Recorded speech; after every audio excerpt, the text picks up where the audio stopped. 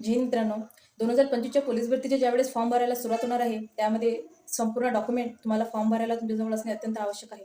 त्यामध्ये मी तुम्हाला थोडक्यात यादी सांगणार आहे आणि सर्व डॉक्युमेंट ही तुमचे मुदतच्या आतमध्ये असले पाहिजेत. त्यामध्ये सर्वप्रथम 10वी आणि 12वीची गुणपत्रक आणि प्रमाणपत्र हे लागणार आहे. त्यानंतर बोनाफाईड, टी-सी आणि जन्माचा दाखला या 3 पैकी तुम्हाला एक डॉक्युमेंट हे लागणार आहे. बोनाफाईड, टी-सी किंवा जन्माचा दाखला. त्यानंतर कास्ट सर्टिफिकेट, तुम्ही ज्या कास्टमधून बिलॉंग करता ती कास्ट सर्टिफिकेट. नॉन आरक्षणासाठी तुम्हाला नॉन लागणार आहे. त्यानंतर डोमिसिल अत्यंत आवश्यक आहे. त्यानंतर तुम्हाला जे काही पासपोर्ट आहेत, तुम्ही पासपोर्ट 10 किंवा 12 असे जास्त जास्त पासपोर्ट काढून ठेवा. कारण तुम्हाला ज्यावेळेस सर्वत्र जागी तुम्हाला पासपोर्टची काम पडते, म्हणून तुम्ही जास्तीत जास्त पासपोर्ट काढून ठेवा, जवळ ठेवा.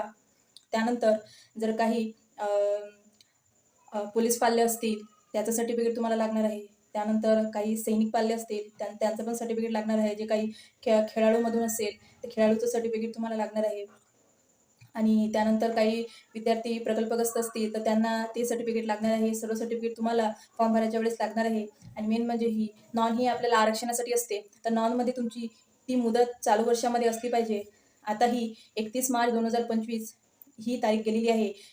या मुदतीपर्यंत ज्या विद्यार्थ्यांची नॉन जी होती तर त्या नॉनची मुदत संपलेली आहे. म्हणून तुम्ही नवीन पोलीस भरतीचे फॉर्म भरणे चालू व्हायच्या आधीच तुम्ही नवीन चालू वर्षातील नॉन काढून घ्या. आणि त्या नवीन नॉनची तुमची मुदत 2028 पर्यंत 31 मार्च 2028 पर्यंत ती मुदत राहणार आहे. कारण जर मुदत चालू वर्षामध्ये जर तुमची नॉन नसेल तर तुम्हाला ओपनमधून फॉर्म भरावा लागणार आहे. कारण तुम्हाला तुमच्या कास्टचा फायदा घेता येणार नाही. ओपनमधून तुम्ही जर फॉर्म भरला तर तुम्हाला ओपनच्या मुला-मुलींशी तुमची कॉम्पिटिशन राहणार आहे. म्हणजे कट ऑफ पण वाढणार आहे. म्हणून तुम्ही तुमच्या कास्टचा फायदा घेण्यासाठी नॉन ही तुमच्या चालू वर्षामध्ये काढून घ्या. आणि हे सर्व डॉक्युमेंट तुम्ही व्यवस्थित तुमच्या ठेवा. कारण कधी पण पोलीस भरतीची हे फॉर्म भरायला सुरुवात लवकरच होणार आहे.